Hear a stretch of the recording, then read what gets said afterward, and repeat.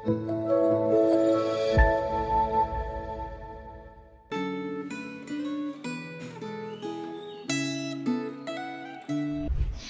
saudara-saudara yang kasih oleh Tuhan, bersyukur untuk berkat Tuhan yang selalu menyertai kita setiap hari sehingga hari ini kita dapat merenungkan sebagian dari firman Tuhan kembali.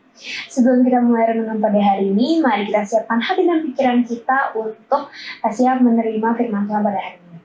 Mari kita berdoa. Tuhan, terima kasih atas berkat pada hari ini, sehingga hari ini kita diberikan kesempatan kembali untuk merenungkan sebagian dari firman-Mu. Tuhan, kiranya Kau berkati agar renungan hari ini dapat berjalan dari awal sampai akhir dengan lancar, dan kami bisa mengerti apa yang ingin Kau sampaikan kepada kami. Semuanya kami serahkan dalam tangan-Mu, kami berkati. Di dalam nama Tuhan Yesus kami telah berdoa. Amin. Saudara-saudara yang dikasihi oleh Tuhan, tema renungan hari ini adalah penghiburan di dalam hukuman yang terambil dari Yesaya pasal 10 ayat 5-34. Saya menghimbau saudara-saudara sekalian dan membaca dari awal sampai akhir secara pribadi. Saya akan membaca beberapa ayat pokok, yaitu dari Yesaya pasal 10 ayat 24-27a. Dan pada renungan hari ini, saya juga menggunakan Alkitab Baru edisi terjemahan yang kedua.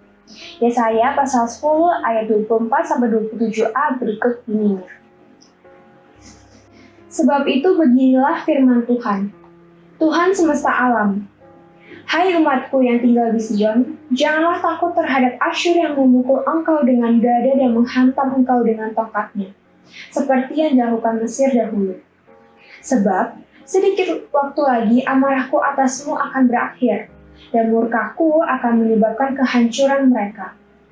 Tuhan semesta alam akan mencambuk mereka dengan cemeti seperti ia menghajar Midian di gunung batu Oreb, dan mengangkat tongkatnya ke atas laut seperti yang dilakukannya di Mesir dahulu. Pada waktu itu, beban yang ditimpakan mereka atas bahumu akan dibuang, dan kuk yang diletakkan mereka atas tengkukmu akan dipapah. Saudara-saudara yang dikasihi oleh Tuhan, pada bacaan hari ini kita dapat membaca bahwa Asyur telah membawa kehebatan yang besar ataupun pencapaian yang terbaik, di mana ia berhasil menaklukkan Israel.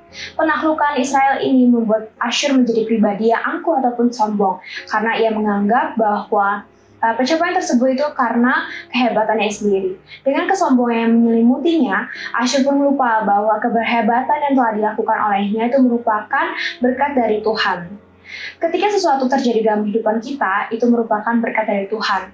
Ketika Tuhan mengizinkan hal tersebut terjadi ataupun kita lakukan, itu berhasil, itu merupakan berkat dari Tuhan, bukan karena kehebatan kita sendiri. Mau seberapa usahanya kita melakukan hal yang terbaik dengan memanfaatkan kekuatan kita saja, itu tidak akan pernah berhasil.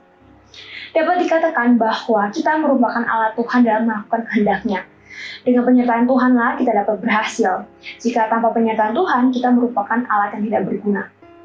Kesombongan Asyur inilah yang akhirnya membuat Asyur akan dihukum oleh Tuhan.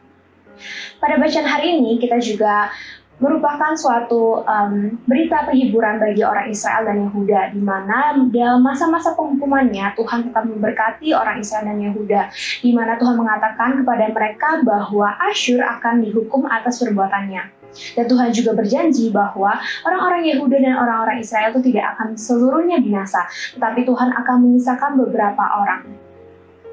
Dari hal ini kita melihat bahwa begitu besarnya dan begitu besarnya kasih Allah dan begitu panjangnya sabar Tuhan kepada umat-umatnya. Dalam masa-masa penghukuman saja Tuhan masih mencurahkan berkat yang amat luar biasa kepada kita, yang menunjukkan bahwa dalam masa penghukuman Tuhan tidak pernah meninggalkan kita. Dalam bacaan hari ini juga merupakan ada hal penting yang dapat kita simak, yaitu Tuhan selalu menempati perjanjiannya dengan umatnya. Tetapi berbanding terbalik dengan kita sebagai umat Tuhan, kita seringkali mengkhianati Tuhan dengan perjanjian yang sudah kita sepakati dengan Tuhan.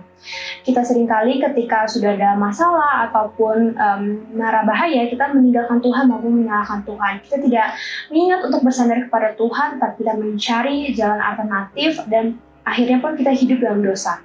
Perbuatan ini tentunya Tuhan tidak menyukainya. Tuhan pasti murka atas perbuatan kita dan mendatangkan hukuman kepada kita. Tetapi kita sebagai umat Allah perlu mengingat bahwa hukuman tersebut datang kepada kita bukan karena Tuhan tidak menyayangi kita lagi, tetapi hukuman tersebut ada untuk menyadarkan kita kembali untuk berbalik kepada Tuhan. Kita sebagai umat dalam perjanjian baru telah diselamatkan oleh Tuhan karena Tuhan telah mati di kayu salib, bangkit, dan akhirnya mengaruniakan Roh Kudus kepada kita. Maka dari itu kita perlu mengingat bahwa segala sesuatu yang terjadi dalam kehidupan kita, baik hal yang baik maupun buruk, itu merupakan penyertaan dari Tuhan. Ketika ada suatu hal yang luar biasa baik terjadi dalam kehidupan kita perlu mengingatnya bahwa itu terjadi bukan karena kehebatan kita, melainkan penyertaan dari Tuhan. Biarlah dalam kehidupan kita terus rendah hati, bersandar kepada kekuatan Tuhan, karena kekuatan Tuhan merupakan kekuatan satu-satunya dalam kehidupan kita yang tidak pernah habis adanya. Tuhan memberkati, mari kita berdoa. Tuhan, terima kasih Tuhan atas berkat-Mu pada hari ini, sehingga perenungan hari ini dapat berjalan dari awal sampai akhir dengan lancar. Tuhan, kiranya kami juga bisa mendengar dan menyimak seluruh poin-poin yang ingin Kau sampaikan dalam kehidupan kami, dan kami bisa menjalaninya dalam kehidupan kami. Biarlah kami juga menjadi orang yang rendah hati, tidak angkuh dalam keberhasilan kami, tetapi selalu bersyukur atas berkat yang telah Kau berikan kepada kami. Semuanya kami serahkan dalam tangan-Mu, Engkau yang berkati. Di dalam nama Tuhan Yesus kami telah berdoa. Amin.